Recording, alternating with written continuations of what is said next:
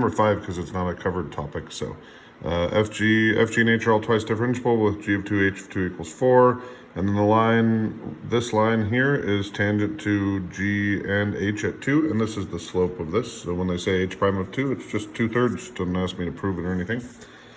Then it says a of x equal to this function here, writing expression for a prime of x to find a prime of 2. So here's a of x, I'm going to do a product rule. So I'll go a prime of x equals 9x squared times h of x plus 3x cubed times h prime of x.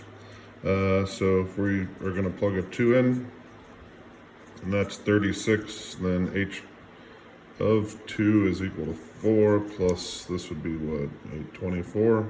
H prime of x, h prime of 2 is equal to 2/3, so we get 144 plus 16 equals 160. Okay, and see it says the function h satisfies this equation, okay, for x not equal to 2. It is known that the limit as x approaches 2 can be evaluated using L'Hopital's rule. Use the limit here to find f of 2 and f prime of 2. Show the work that leads to your answer. Okay, so this is a pretty tricky problem. So it told us that h was twice differentiable, which means it's continuous. Which means that if h of 2 equals 4, then the limit as x approaches 2 of h of x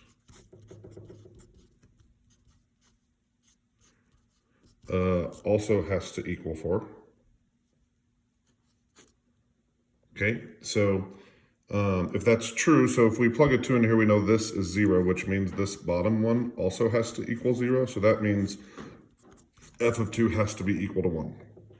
Okay, and if we plug a 2 into all of this, then that means we get a 0 over 0, which means we can use L'Hopital's rule, which is how f prime is going to come into play. So if we do L'Hopital's rule, we get this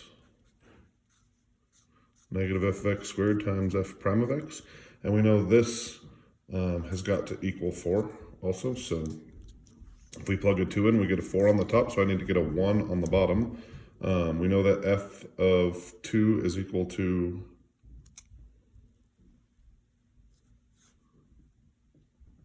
1 from up here. So we get, oh, sorry, there was a 3 here. When I took the derivative, there should have been a negative 3 here. So I get negative 3 times 1 squared times f prime of x. And I need the bottom here to equal 1. So that's a negative 3. So this f prime of, sorry, should have been a 2, has to equal what, negative 1/3. Okay. And then part D says, it is known that g of x is less than h of x for 1 to 3. Let k be a function satisfying that it's between those two. For 1 to 3 is k continuous. At x equals 2, justify your answer. And this is a squeeze theorem one, so we're just going to say you've won this round AP exam. So I'm not going to hit this one because we don't really talk about the squeeze theorem. So unlikely you're going to see it. If you do, sorry.